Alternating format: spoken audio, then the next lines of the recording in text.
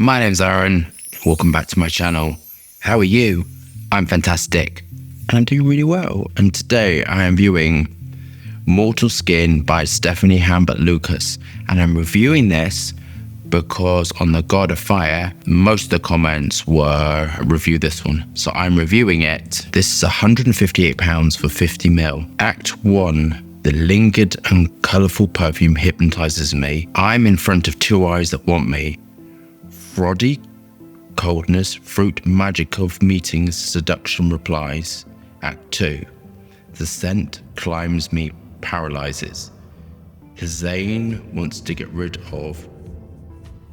Want to sink into me, heart throbbing with a blue cold. I was bitten. Sandal tequila intoxication.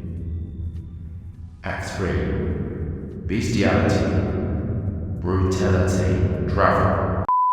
Okay, whatever. Sometimes you can try too much. And it could be more simple, but I understand the aesthetic. Again, I love the bottle. I think it's very beautiful. I think this is very beautiful packaging. I love the cap. I think it looks beautiful. I love the name. I love the plaque. I mean, a lot of work was done for this, and I really want this to be good. I don't know what the fragrance is. I mean, that made no sense at all what it was. So let's look at the atomizer and get into the review. Do we have our bottles of Mortal Skin by Stéphane Lucas? I can't even read it. I'm engaged with the higher self. Let's get testing. So I really want this to be good. I'm not going into this bashing anything, but it is, well, I don't know what is in this now. That made no sense to me. I'm kind of a little bit confused, perplexed, and I felt like I'd been to some sort of like poetry reading when I really don't know what was going on, or an art exhibition. I went to the Damien Hirst one and I was like really confused about that as well and a bit horrified, but it's kind of given me that like very art. So let's look at the atomizer. Standard, nothing particularly spectacular about it. Okay, let's buy the fragrance and get into this. I don't know anything about it, but apparently I'm going to love this. So let's see. You're all in anticipation, waiting, aren't you? Holding your breath. This has aspects that I love and aspects that I don't, so I'm going to be right out there. It feels bright. It feels lively. It definitely feels niche. It doesn't feel commercial at all. It has a sharp geometry.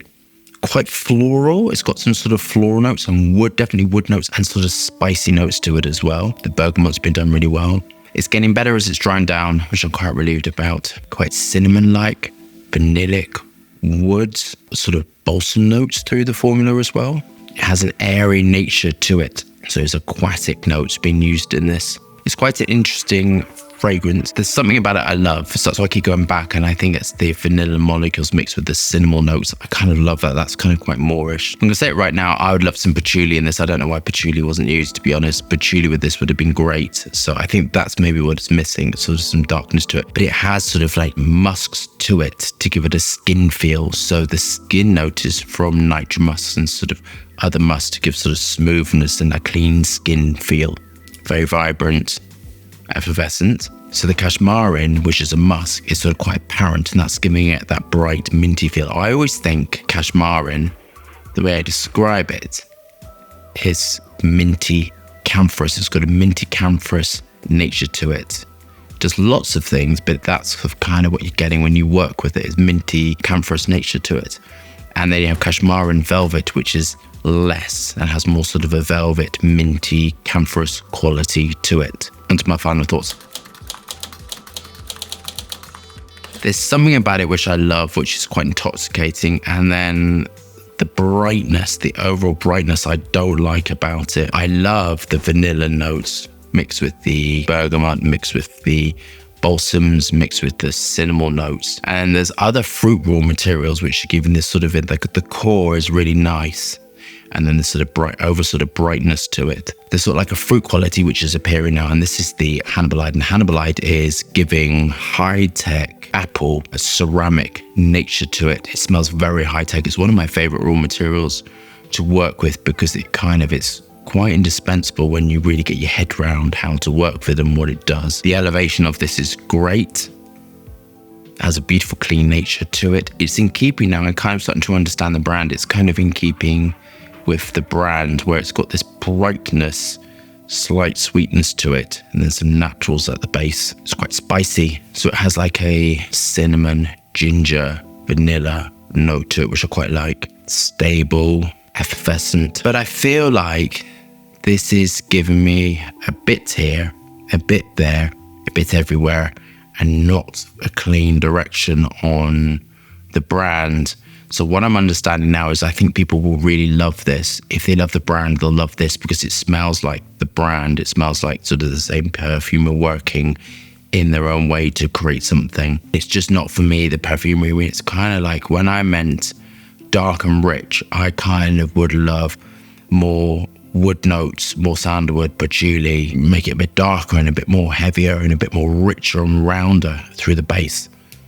And for me, it's coming off quite top heavy. There's an aspect that I really don't like, and that's rose-like raw materials, which I never use high up in formulas. I use it to construct rose accords, and I use them lower down because they have a dry, plummy nature to it. So this is giving you kind of quite a dry, plummy nature. And this is some of the rose aroma chemicals. And I don't really like that kind of quite up. And this is quite difficult when you're working with raw materials and you have favorite raw materials which you gravitate to. If they're used in formulas, you're kind of going to, oh, I love this. But when they're used in other ways, that kind of, my brain doesn't really like it. I'm starting to understand the brand now, and kind of I know what to expect when I go into a review. I think it's absolutely niche. I think it's sort of niche perfumery, and I think it's unfair to judge it as mainstream or commercial. I think it's quite an art. I mean, the poetry at the beginning and all the rest of it is giving me sort of like art-led. And I think if you are looking for something really different, sort of quite high quality perfume that's unisex, this is very interesting. And I think it smells, it smells expensive. It doesn't smell cheap, but I'm not going to devalue the brand. I think the packaging is beautiful. I love all the names. I think it's very cool. The nitre must have been done really well. So this smells, it's giving smooth, clean, skin-like quality, vanillic, cinnamon, ginger notes to the formula with bergamot and balsams. So it's being constructed in a completely different way. But I really don't like that raw material. That's kind of a little bit of a problemo to me, and that's given me a dry sort of tannin rose quality, and that's quite apparent. So I think with this, you're either going to really love it or you're really not, which is really like niche perfumery, which is kind of, it's really not for everyone. I think if you love things that smell different and uniqueness is a real thing for you, then I think this is absolutely for you. It's very pleasant. It's very rose-like. Actually, it's quite rose-like, which is that raw material. An aspect of phenylpropyl alcohol, which is in there, which I don't really like at quite high concentrations. It gives you sort of like plum rose, but that's too, for me, pulled out a little bit. And I like that a little bit more balanced in there. But I think if you love sort of artisanal sort of perfumery and individuality, you'll love this. But I think if you love mainstream sort of perfumery, this really isn't for you. And I think this is how this brand is, which is absolutely perfect because I think there's a space for everyone within perfumery. So I'm going to mark it like this. I'm going to mark it, the technical ability is really good because it's radiant on my skin.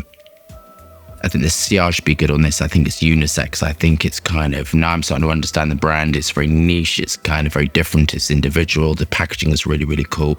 All of that. So I'm going to give it an 8 out of 10 because I kind of think it's really well created and technically it's got a really good technical ability, but I don't like it. But I can admire this, and I hope all you can too, that even if a perfume isn't for you, you know, we admire the perfumer's work. We admire the hard work it takes to get something to market. I mean, it's a really long, laborious journey. So I can admire the journey with it. And I kind of think it smells very different, but it's not for me at all. So love that review. Thumbs up and subscribe for more fascinating, interesting content. Lots of moving hands and lots of fragrance views. Hope you're staying safe and well. See you soon.